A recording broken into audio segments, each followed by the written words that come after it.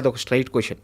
నిజంగా ఆ పూలచొక్క నవీన్ అనే వ్యక్తి మిమ్మల్ని రివ్యూ ఇవ్వడానికి 40,000 కావాలని మిమ్మల్ని అప్రోచ్ అయ్యాడా? నన్ను కాదు, మా టీంని అప్రోచ్ అయ్యాడు. నేను డీల్ చేయను కదా. ఓకే. దానికి ఒక టీము వ్యవస్థ ఉంటుంది, పిఆర్ఓ వ్యవస్థ ఉంటుంది. అందులో కూడా పిఆర్ఓ టీంలో కూడా మెంబర్స్ ఉంటారు. ఓకే. అట్లా ఇది రెగ్యులర్గా అన్ని మూవీలు జరిగే ప్రాసెస్ ఇది. అన్ని మూవీలని బ్లాక్మెయిల్ చేస్తున్నారు కొంతమంది, not only my movie. So నా దృష్టికి వచ్చింది, నేను క్షమించడానికి నేరంలాగా దీన్ని పరిగణించా. నేను డబ్బులు ఇవ్వడానికి నాకు ఇబ్బంది కాదు. ఇటువంటి వాళ్ళని ఎంకరేజ్ చేస్తే ఇంకా పట్టుకొడుకులాగా ఆల్రెడీ ఇండస్ట్రీ సాగుబతుకులో ఉంది. ఆ వచ్చే ఆడియన్స్ని కూడా రానికుండా చేస్తున్నారు వీళ్ళు, ఫేక్ రివ్యూస్ ఇచ్చి.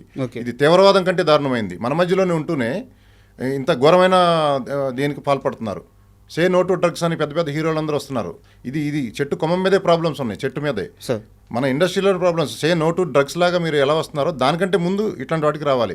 సే no to fake reviews. Sir, అంటే నా డౌట్ ఏంటంటే ఆ వ్యక్తి మిమ్మల్ని అప్రోచ్ అవ్వడానికి రీజన్ అంటే మీరేమన్నా ముందుగా మా సినిమాకి సంబంధించిన ఒక రివ్యూ ఇమ్మని అడిగితే తను అమౌంట్ అడిగాడా, లేదు నేనే అమౌంట్ తీసుకుంటాను ఒక మంచి రివ్యూ ఇస్తానని అతనే అప్రోచ్ అయ్యాడు? అది డిస్కషన్ నేనైతే డైరెక్ట్ చేయలేదు, మా టీం చేశారు.